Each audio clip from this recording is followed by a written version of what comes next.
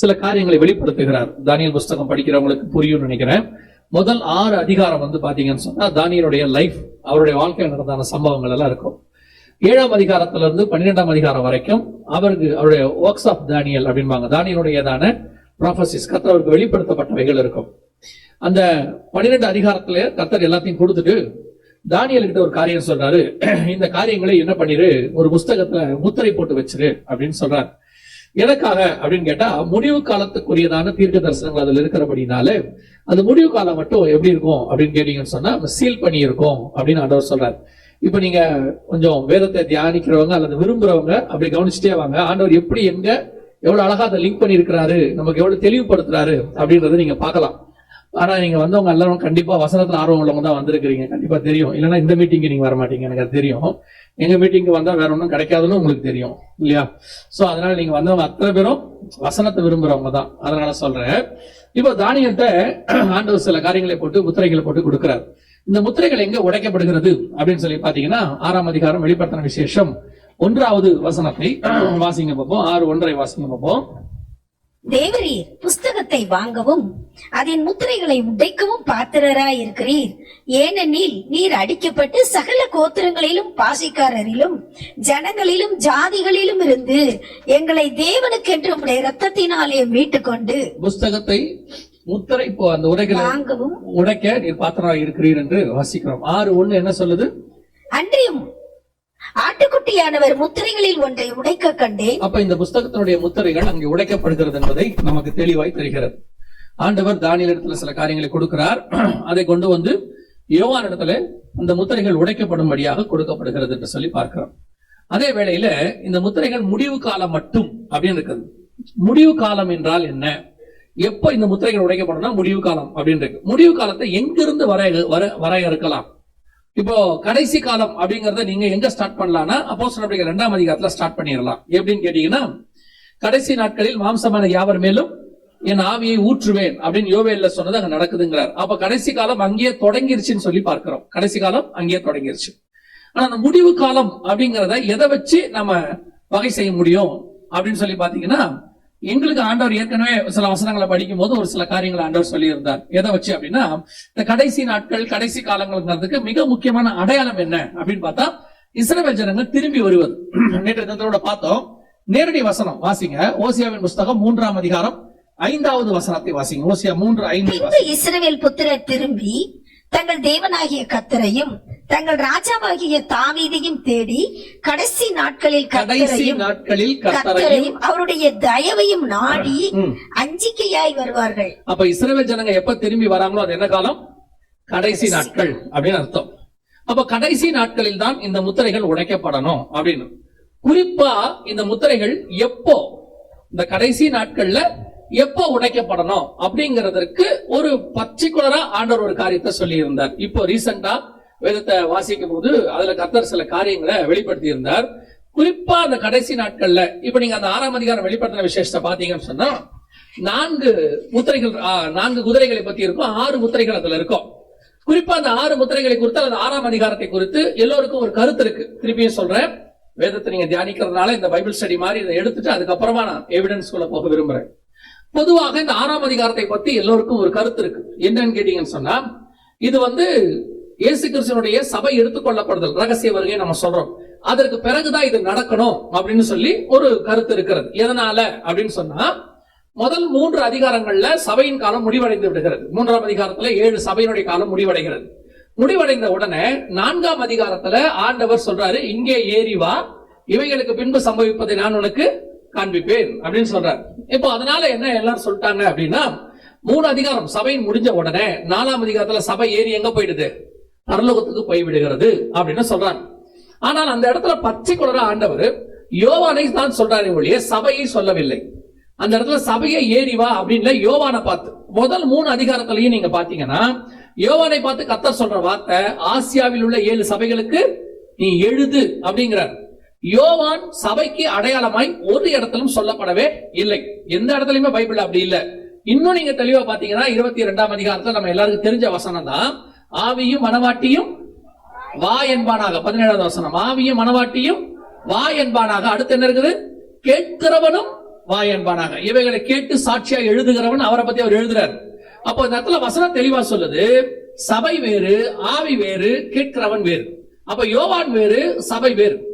அப்போ சபையை பார்த்து ஆண்டவர் இங்க ஏறி வான்னு அந்த இடத்துல சொல்லவே இல்லை. ரொம்ப தெளிவாக அடுத்து அவர் 4ஆம் அதிகாரத்துல போய் பார்க்கிறார். பார்க்கும் பொழுது சிங்காசனத்தை தான் முதல்ல பார்க்கிறார். பார்க்கும் பொழுது அந்த இடத்துல சபையை அவர் பார்க்கவே இல்லை, சபை இருப்பதாக சொல்லப்படவே இல்லை. 4ஆம் அதிகாரத்தை போய் நீங்க வீட்டுல வாசிச்சு பாருங்க, வெளிப்படுத்தின விசேஷம். இதோ ஒரு சிங்காசனத்தை கண்டேன், அதில் ஒருவர் வீற்றிருந்தார், அவர் பார்வைக்கு வஜ்ரக்கல்லுக்கும் பதுமராகத்துக்கும் ஒப்பாக இருந்தார். சிங்காசனத்தை சுத்தி ஒரு வானவில் இருந்தது, 7 ஆவிகள் இருந்தது, 4 ஜீவன்கள் இருந்தது, 24 மூப்பர்கள் இருந்தார்கள். சிங்காசனத்தை சுத்தி கண்ணாடி கடல் இருந்தது. எல்லாமே இருக்கு. சபை இருக்கிறதை அவர் பார்க்கவே இல்லை, சபையை அங்க பார்த்ததாக சொல்லப்படவே இல்லை.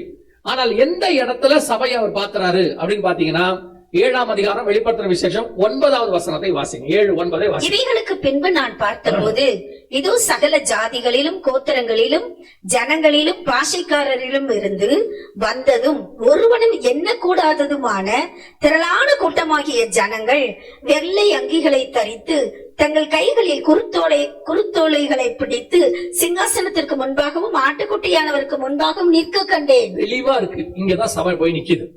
வெள்ளை அங்கிகளை தரித்துக் கொண்டு தங்கள் கைகளில் குருத்தோலைகளை பிடித்துக் கொண்டு. இவர்கள் யார், எங்கிருந்து வந்தார்கள் அப்படின்னும் போது அந்த தூதன் சொல்றான், எனக்கு தெரியாது.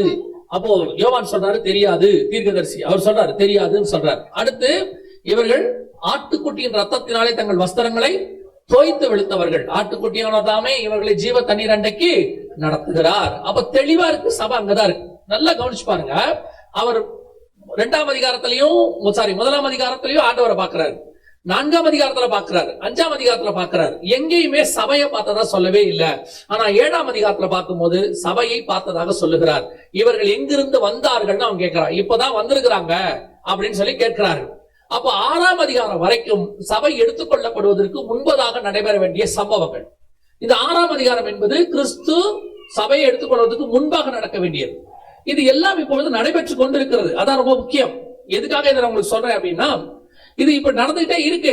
நிறைய பேருக்கு இது நடக்குதுன்னு தெரியாது. ஏன்னா கொஞ்சம் பேர் இதெல்லாம் நடக்காதுங்க இப்ப கொஞ்சம் பேர் சொல்லிட்டு இருக்காங்க, யூடியூப்ல சொல்றாங்க, இல்ல அவர் 6ஆம் அதிகாரம் நடக்குதுன்னு சொல்றாரு, அந்த காரியங்கள்லாம் சொல்றாரு, அதெல்லாம் பார்க்கறதுக்கு ஒத்துமையா தான் இருக்கு. ஆனா 6ஆம் அதிகாரம் இப்ப நடக்காது. சரி, எப்பதான் நடக்கும்? சபை எப்போ போகும்? அந்த 7ஆம் அதிகாரத்துல இருக்கிற ஜனங்க யாருன்னா அதுக்கு பதில் கிடையாது. கேட்டா அவங்க சொல்றாங்க, பல வருஷமா எங்களுக்கு அப்படி சொல்லி கொடுத்திருக்கிறாங்க. அன்னைக்கு உள்ள பரிசுத்தவான்கள் அவங்களுக்கு கிடைச்ச வெளிச்சத்துல அப்படி சொல்லி இருக்கலாம், அது தவறுதலாக இருக்க வாய்ப்பு இருக்கு. உதாரணமா யோவான் சாரங்கரை போயிட்டு நீங்க தான் மேசியாவேன்னு அவங்க என்ன செய்யறாங்க கேட்கறாங்க. அவர் சொல்றாரு, நான் அல்ல, எனக்கு பின் ஒருவர் வருகிறார். இப்ப இல்லாதவரை போய் மேசியாவான்னு கேட்கறாங்க. அதே நேரத்துல இயேசுவை போய் கேட்கறாங்க, நீங்க தான் மேசியாவா? இப்ப அவர் சொல்றாரு, நான் உங்களுக்கு பல முறை சொன்னேன், நீங்கள் என் மந்தையின் ஆடுகளா இராதபடியினாலே நீங்கள் என்னை ஏற்றுக்கொள்ளவில்லை, விசுவாசிக்கவில்லைங்கிறாரு. அப்ப என்ன அர்த்தம்? இல்லாதவரை போய் அவங்க கேட்கறாங்க, அதை அவங்க நம்பல. அதே நேரத்துல இருக்கிறவரை போய் கேட்கறாங்க, சொல்றாரு, அதை இவங்க நம்பல. சில நேரத்துல வசனம் இருக்கும், வெளிச்சம் அந்த நேரத்துக்கு தான் வெளிப்படும். அப்ப இவங்க எல்லாம் என்ன சொல்றாங்கன்னா, அந்த காலத்திலேயே எங்களுக்கு சொல்லிட்டாங்க 6ஆம் அதிகாரம் பின்னாடி தான் நடக்கும் அப்படின்னு. ஆனால் எதுக்காக உங்களுக்கு திருப்பி திருப்பி நான் சொல்றேன்னா, 6ஆம் அதிகாரம் இப்ப நடந்துகிட்டு இருக்கு, அது நடக்குது இருக்கு. இந்த சம்பவங்கள் நமக்கு நடக்குதுன்னு தெரிஞ்சா மட்டும்தான் நீங்கள் அதுக்கு ஆயத்தப்பட முடியும். இப்ப யோசிச்சு பாருங்க, வானத்துல நட்சத்திரம் வந்துருச்சு. இப்போ வானசாஸ்திரிகள் பாத்துட்டாங்க அடையாளத்தை. அவங்க சொல்றாங்க, யூதருக்கு ராஜா பிறந்திருக்கிறாரு எங்க அப்படின்னு கேக்குறாங்க. அதற்கு பிறகுதான் ஏரோதும் எருசலேம் நகரத்தாரும் வேத வசனத்தை ஆராய்ஞ்சு பாக்குறாங்க. அதுக்கப்புறம் தான் அவங்களுக்கு தெரியுது, ஆமா ஆமா பெத்லகேம்ல அவர் பிறப்பாருன்னு இருக்கு அப்படின்னு சொல்றாங்க. ஆனா வசனம் சொல்லுது, காலம் நிறைவேறின போது அப்படின்னு. பல நேரத்துல நாம அறியாமல், நமக்கு தெரியாமல், ஆனால் பைபிள் நடந்துகிட்டே இருக்கும், நாம தெரிஞ்சுக்காம உட்கார்ந்துருப்போம், அவ்வளவுதான். அதுக்கு காரணம் கர்த்தர் அல்ல, அதுக்கு காரணம் அவர் அல்ல. அவர் சொல்றாரு, வெளிப்படுத்துறாரு, அடையாளங்களை காட்டுறாரு. ஆனால் அதை வச்சு கண்டுபிடிக்க வேண்டியது நம்முடைய வேலைத்தானே ஒழிய, இன்னும் நடக்கல, நடக்காது, ஆகாதுன்னு சொன்னா அதுக்கு பொறுப்பு அவர் அல்ல.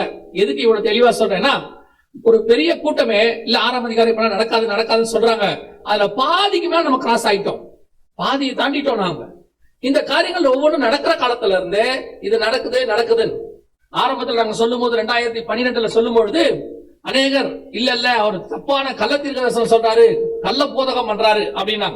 ஆனா ஆவியானவர் தொடர்ந்து செலவு சொல்லிட்டே இருந்தார். அப்புறம் ஒரு பெரிய ஏஜி சபையினுடைய போதகர் தான், மூத்த போதகர், வயசானவர். ஒரு நாள் அவருடைய சபையில ஊழியத்துக்கு போயிருந்த போது அவர் ஆபீஸ்ல உள்ள உட்காந்து பார்த்துட்டு இருந்தாரு. நான் பக்கத்துல தான் எனக்கு ரூம். அப்போ அவர் உட்கார்ந்து நான் சில காரியங்கள் எழுதிட்டே இருந்தேன். அவர் திடீர்னு எழுந்திரிச்சு வந்தார். வந்துட்டு, ஜெகன், இந்த 6ஆம் அதிகாரத்தை பத்தி நீ என்ன நினைக்கிற அப்படின்னு கேட்டார். கொஞ்சம் தயக்கமாயிருச்சு, ஏன்னா பர்டிகுலரா பின் பாயிண்டா கேட்கிறாரு. அப்படின்னு மாஸ்டர் எனக்கு உள்ளதை நான் சொல்றேன் அப்படின்னு. என்னாரு மாஸ்டர், 6ஆம் அதிகாரம் இப்ப நடந்துகிட்டு இருக்குது, நம்ம எல்லாரும் கரெக்ட் அப்படின்னாரு. இதைத்தான் ஆண்டவர் எனக்கு உணர்த்தினாரு, நான் படிக்கும் போது எனக்கு ஆண்டவர் சொன்னாரு அப்படின்னு சொல்லிட்டு கதவை மூடிட்டு போயிட்டாரு. அதை நான் எப்படி எடுத்துக்கிட்டேன்னா, ஒரு பரிசுத்தவான் மூலமா கர்த்தர் எனக்கு கன்ஃபார்ம் பண்ணாரு, அது கர்த்தர் வெளிப்படுத்துகிறது உண்மை என்று சொல்லி. இப்ப அந்த சம்பவங்கள் நடந்துட்டு, இது நடந்து கிட்டத்தட்ட 13 வருஷம் ஆயிடுச்சு. ஆனா இன்னைக்கும் அந்த சம்பவங்கள் ஒன்றன் பின் ஒன்றாக நடைபெற்றுக் கொண்டே இருக்கிறது. இப்போ இந்த 6ஆம் அதிகாரத்தில் குறிப்பாக 4 குதிரைகள் இருக்கிறது. 6:2 வெள்ளை குதிரை இருக்கு, 6:4 சிவப்பு குதிரை இருக்குது, 6:5 கருப்பு குதிரை இருக்குது, 6:8 மங்கிர நிறம் உள்ள குதிரை இருக்கு. இந்த குதிரை என்பது எதை குறிக்கிறது முதல்ல அது தெரியணும். பொதுவாக நாம் வெளிப்படுத்தின விசேஷத்தை நிறைய படிக்காம போறதுக்கு காரணம் என்னன்னு கேட்டீங்கன்னா, இந்த குதிரை மிருகம் 7 தலை 10 கொம்பு அப்படிதானே இருக்குது, 10 கொம்புகள் இதெல்லாம் இருக்குல்ல. இதை படிக்க படிக்க நமக்கு என்ன தோணுதுன்னா, ஐயோ கொஞ்சம் பாக்குறதுக்கு விகாரமா இருக்குதே அப்படின்னு தோணுது. ஆனா அது ஒவ்வொன்றுக்கு பின்னாடியும் பைபிள்ல விளக்கம் இருக்கு, பைபிள்லே இருக்கு. அதை நீங்க யூகிக்கவோ அல்லது நீங்க போய் வேற எங்க தேடுறதுக்கான வேலையே கிடையாது, எல்லாம் பைபிளுக்குள்ளே இருக்கு. நீங்க தேடி கண்டுபிடிச்சீங்கன்னா ஈஸியா பைபிளத்தை கண்டுபிடிச்சிடலாம். வாசிங்க, சகரியாவின் புஸ்தகம் 6ஆம் அதிகாரம் 5வது வசனத்தை வாசிங்க. சகரியா 6:5 வாசிங்க.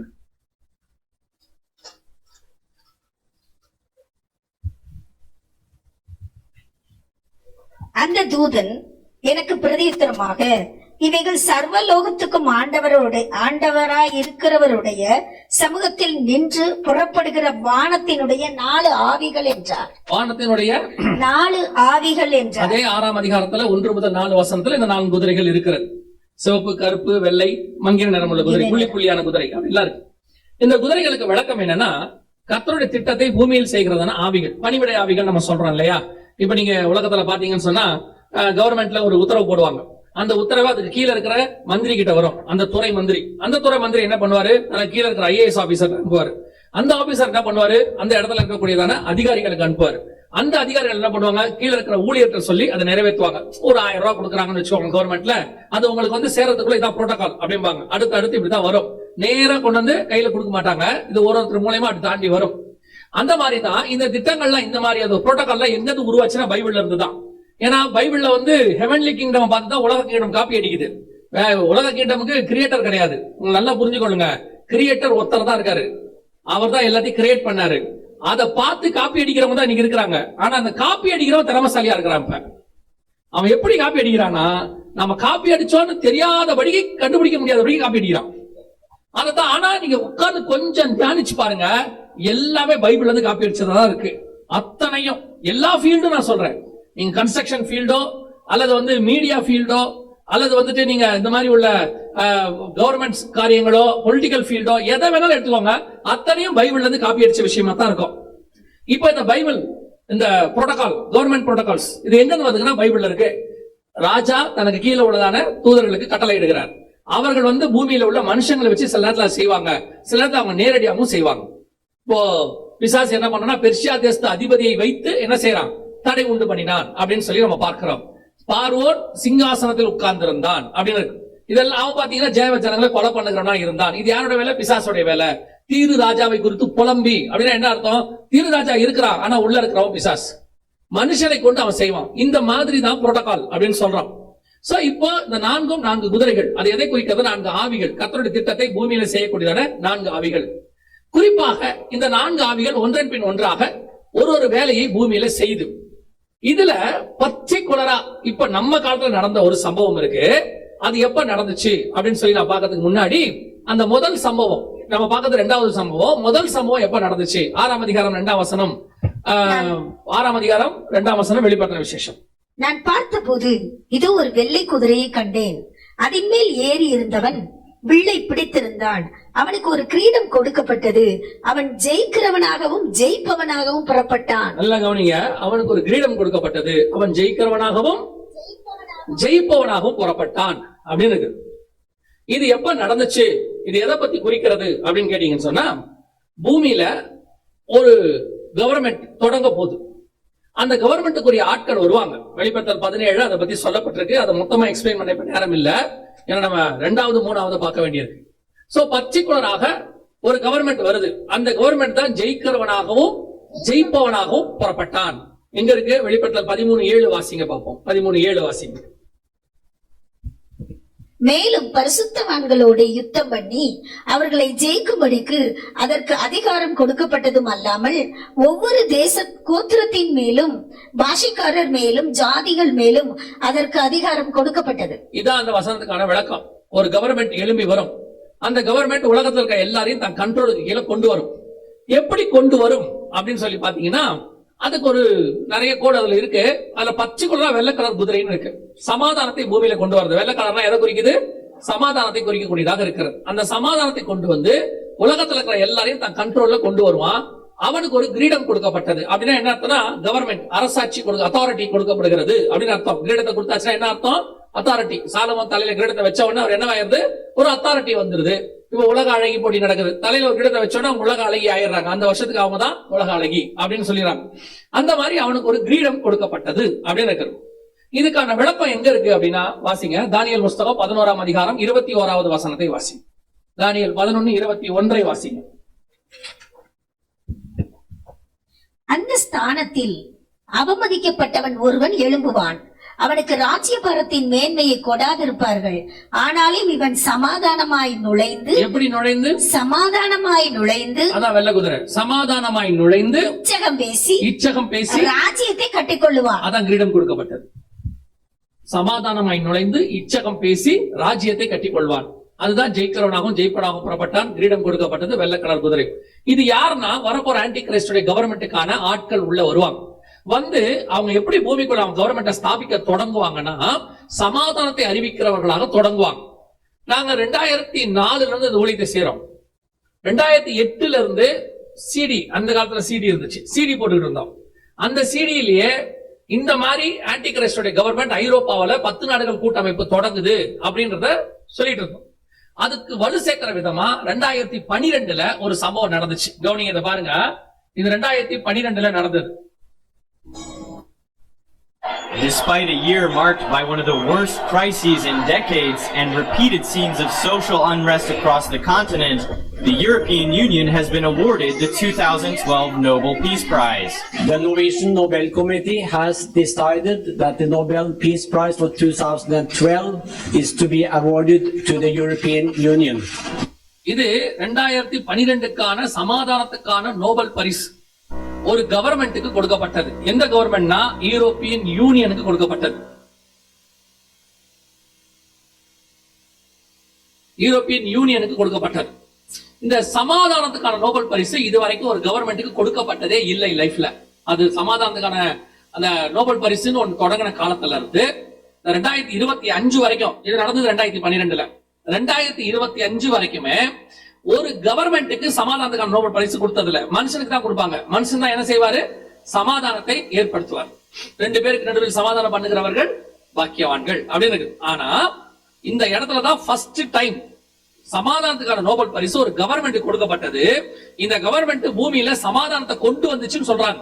First world war, second world war, இது ரெண்டுத்துக்கும் காரணமா இருந்தது யூரோப்பா கண்டம் தான். அதற்கு பிறகு அங்க உலக யுத்தம் வராம தடுத்து அந்த இடத்துல சமாதானத்தை உலகம் முழுக்க கொண்டு வந்தது யாருன்னா, இந்த யூரோப்பியன் யூனியன் தான் அப்படின்னு சொல்லி அவர்களுக்கு சமாதானத்துக்கான நோபல் பரிசு அவங்க கொடுத்தாங்க. கவனிச்சுக்கொள்ளுங்க, இந்த சமாதானத்துக்கான நோபல் பரிசு பெற்று பூமியில ஒரு சமாதானத்துக்கான அரசாக ஐரோப்பியன் யூனியன் ஃபார்ம் ஆச்சு. 10 நாடுகள் கூட்டமைப்பு. அதான் ரொம்ப அதுல விசேஷமே என்னன்னா, அது ஹெட் குவார்டர்ஸ்ல 10 பேர் தான் இருப்பாங்க. 10 நாடுகள் தான் இருக்கும். அதுக்கு ஆதியில அதுக்கு வேற ஒரு பேர் உண்டு. அலமனி, ஸ்வீசிகோத், பிரான்ஸ் வேற பேர் உண்டு. இப்ப நம்ம காலத்துல அதுக்கு பேர் வெஸ்டர்ன் யூரோப்பியன் யூனியன் பேரு, WEU அப்படின்னு சொல்லுவாங்க. இது 2012 நோபல் பரிசு வாங்கி இதுதான் அந்த நாடுங்கிறத கன்ஃபார்ம் பண்ணுச்சு, தெரியப்படுத்தினார். அதற்கு பிறகு கொஞ்சம் கொஞ்சமா இன்னைக்கு பூமியை தங்கள் கண்ட்ரோலுக்கு கீழே அவங்க என்ன செஞ்சிட்டு இருக்காங்க, கொண்டு வந்துட்டே இருக்கிறாங்க. எல்லா விதத்திலும், பொருளாதாரத்துல இருந்து. இப்ப சமீபத்துல கூட நீங்க ஒரு நியூஸ் படிச்சிருப்பீங்க. மிக முக்கியமாக அமெரிக்காவுடையதான பொருளாதாரம் வீழ்ச்சி அடைஞ்சிருச்சு, அதர பாதாளத்துக்கு போயிருச்சு. ஆல்மோஸ்ட் 37 ட்ரில்லியன் அளவுக்கு என்ன ஆயிடுச்சு, கீழே விழுந்துருச்சு. அல்ல என்ன ஒரு ஆச்சரியம் அப்படின்னு கேட்டீங்கன்னா, அதுக்கு மாற்றாக எல்லாரும் என்னென்னமோ கொண்டு வராங்க. பிரிக்ஸ் வரும்னாங்க, அல்லது நியூ கரன்சி வரும்னாங்க, என்னென்னமோ வருவாங்க. ஆனா ஆரம்பத்துல இருந்து நாங்க சொல்லிட்டே இருக்கிறோம். திருப்பி சொன்ன ப்ராபசி இல்ல, பைபிள்ல உள்ளதை எடுத்து வசனத்தை சொல்றோம். அதுக்கு மாற்றா யூரோ தான் வரும் அப்படின்னு. இப்போ பாத்தீங்கன்னா யூரோ தான் எல்லாத்தை விட வேகமாக முன்னேறிட்டு இருக்கு. என்ன போட்டிருக்காங்கன்னா வேர்ல்ட் எக்கனாமிக்கல் ஃபாரம்னு ஒன்னு சொல்லுவாங்க, WEU சொல்லுவாங்க, வேர்ல்ட் எக்கனாமிக்கல் ஃபாரம். அதுல நீங்க பாத்தீங்கன்னு சொன்னா அவன் எழுதியிருக்கிறான், யூரோ மிக வேகமாக வளருகிறது, அதாவது டாலருக்கு மாற்றாக வருகிறதுன்னு எழுதியிருக்கான். ஆன்டி கிரைஸ்டுடைய கவர்மெண்ட் ஆளுகைக்கு வருகிறதுன்னு அர்த்தம். கொஞ்சம் கொஞ்சமா அவங்களுடைய கவர்மெண்ட் ஒரு பெரிய ஆள் ஒருத்தர் கொஞ்சம் நல்லா படிச்சவர் ஒரு போன் பண்ணி சொன்னாரு, யூரோப்புக்கு கவர்மெண்ட்டுக்கு ராணுவமே இல்லைங்க, யூரோப்பியன் யூனியனுக்கு, அவங்க எப்படி உலகத்தை பிடிப்பாங்க, there is no military அப்படின்னு சொன்னார். ஆனா பைபிள் படி அவங்க பிடிக்கணும். அப்ப நான் அவங்க சொன்னேன், இப்ப இல்லாம இருக்கலாம், கண்டிப்பாக யூரோப்புக்கு என்ன வரும், மிலிட்ரி ஒண்ணு வரும். இப்ப யூரோப்புக்கு மிலிட்ரி வந்துருச்சு. அதுவும் என்ன சொல்லிருக்காங்கன்னா, இனி அமெரிக்காவை நம்ப முடியாது, நமக்குன்னு ஒரு மிலிட்ரி வேணும்னு எத்தனையோ ட்ரில்லியன் மிலிட்ரிக்காக ஒதுக்கி இருக்கிறாங்க யூரோப்பியன் கவர்மெண்ட்ல. இப்போ உலகத்திலே மிகப்பெரிய மிலிட்ரி அவங்க உருவாக்கிட்டு இருக்காங்க. யோசிச்சு பாருங்க, கரன்சியும் மேல வந்துருச்சு, பணபலம், மிலிட்ரி, படைபலம், ஒரு அரசாங்கம் நம் கண்களுக்கு முன்பாக உருவாகுது. உங்களுக்கு தெரியும் நினைக்கிறேன், 1789 இருந்து அமெரிக்கா இருக்குது. ஆனா வல்லரசா உலகத்தை ஆளுகை செய்தது 1943 ஹிரோஷிமா நாகாசாக்கி மேல குண்டு போட்ட பிறகு. அந்த அமெரிக்க டாலர் ஆளுகைக்கு வந்தது 1931. ஆனா யூரோ வந்தது 2001, 2012 தான் சமாதானத்துக்கான நோபல் பரிசு. இன்னைக்கு உலகத்தை ஆளுகை செய்யற இடத்துக்கு வந்துருச்சு. முதலாவது முத்திரை நம் கண்களுக்கு முன்பாக உடைக்கப்பட்டு எழுத்துக்கு எழுது ஒவ்வொரு விஷயமாக நிறைவேறிக் கொண்டே இருக்கிறது. இதுல வரக்கூடிய கடைசி ராஜா தான் ஆன்டி கிரைஸ்ட். அந்த ராஜா வருவதற்கு முன்பதாக உங்களையும் என்னையும் மீட்க வருவேன் என்று இயேசு வாக்கு பண்ணி இருக்கிறார். அல்லேலூயா. கண்ணுக்கு முன்னாடி எரேமியா வந்து சொல்லுவாரு, நேபுகாத் நேச்சார் வரப்போகிறான். ஒரு கூட்டம் சொல்லுச்சு வரமாட்டான், அதெல்லாம் கிடையாது. சிதேக்கியா ராஜா பிடிச்சு அப்புறம் எரேமியா பிடிச்சு காவல் வீட்டுல போட்டாராமா, அதெல்லாம் நடக்காது, இந்த ஆளு சும்மா தேவதூஷணம் சொல்றான்னு நடந்துச்சு. அதே மாதிரிதான் சொல்றோம், ஒரு மிகப்பெரியதான சர்வாதிகார அரசாங்கம் உலகம் முழுக்க எழும்ப போகுது. இப்ப அதுக்கான வேலைகள் எல்லாம் நடந்துகிட்டு இருக்குது. எனக்கு தெரிஞ்சு 70 வருஷமா நடக்குது. நம்ம கண்ணுக்கு முன்னாடி 20 வருஷமா மிக வேகமாக வளருது. இதை நீங்க உங்க இருதயம் திறக்கப்பட்டால் ஒழிய இதை உங்களால் புரிந்து கொள்ள முடியாது. வேதத்தில் சொன்ன தீர்க்க தரிசனங்கள் வார்த்தைகளில் ஒன்று கூட தவறி போகவில்லை. கர்த்தர் சொன்ன எல்லாம் ஆம் என்றும் நடக்குது. இங்க என்ன பிரச்சனைனா, நோவா காலத்து ஜனங்க மாதிரி நீங்க இருக்கிறதுனால புசித்து குடித்து பெண் கொண்டு பெண் எடுத்து இந்த தவிர உங்க மைண்ட்ல வேற ஒண்ணுமே இல்லைங்கிறதுனால இந்த வசனம் உள்ள போகவே மாட்டேங்குது. கேட்கும் போது கேக்குறீங்க, அதாவது இந்த மாற்று கருத்து மேல அப்படியே கேட்கும் போது நீங்க எப்படி பாத்தீங்கன்னா த்ரில்லர் மூவியை பாக்குற மாதிரி உட்காந்துருக்கீங்க. அப்படி இல்லாம நடக்குது, நடந்துருச்சா, அப்படியா, அப்படியே செருப்பு போட்டு போகும்போது அதெல்லாம் வரும், இப்ப வராது. நீங்க முதல்ல பண்ற வேலையை பாருங்க, அவ்வளவுதான், முடிஞ்சிருச்சு. ரொம்ப ஈஸியா பிசாசு கற்பாறையில வந்த விதை மாதிரி உங்களை எழுதி தூக்கி போட்டு போயிட்டே இருக்கான். அடுத்து உங்களை நிறைய வச்சிருக்கான், புசித்து குடித்து பெண் கொண்டு பெண் எடுத்து, லோத்துவின் காலத்தில் வந்த மாதிரி, நோவா காலத்துல வந்த மாதிரி பிஸி ஷெட்யூல்ல இருக்கீங்க நீங்க. சோ இந்த வசனத்தை உங்களுக்குள்ள போகவே விட மாட்டேங்க. நான் சொல்றது ஆவிக்குரியவர்கள், அப்புறம் எப்படி உலகத்தானுக்கு போகும்? என்ன கேட்டா உங்களை விட அவன் பயப்படுறான், அவனுக்கு பயம் இருக்கு. கொரோனா வந்த உடனே விசுவாசிக்கு கூட அந்த ஆயத்தம் இல்ல, அவன் ஆயத்தமாயிட்டான். அந்த அளவுக்கு கடவுள் தேட ஆரம்பிச்சிட்டான். அதனால தயவு செய்து இந்த வசனங்களை புரிஞ்சு கொள்ளுங்க. இனி காலம் கண்டிப்பாக செல்லாது. நம் கண்களுக்கு முன்பாக ஒவ்வொரு சம்பவமாக நடக்குது.